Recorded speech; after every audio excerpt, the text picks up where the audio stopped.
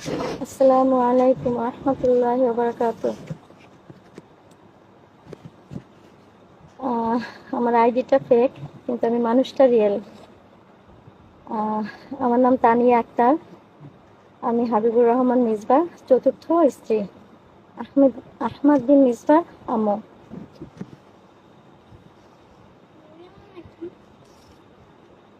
অনেকেই বলে fake ID খুলে হাবিবুর রহমান মিসবাহ নামে উল্টাপাল্টা বলি।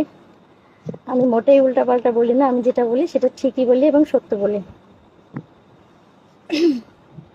নাইমা জান্নাতের সাথে ভাইরাল হওয়ার পরে তার অত্যাচার নির্যাতনের কারণে আমি আমার সন্তান নিয়ে পুলিশ পাহারায় বাসা থেকে বের হয়ে আসতে বাধ্য হই এবং হাবিবুর রহমান মিসবাহ আমাকে বাধ্য করেন।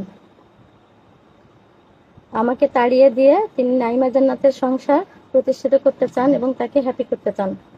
সেই কারণে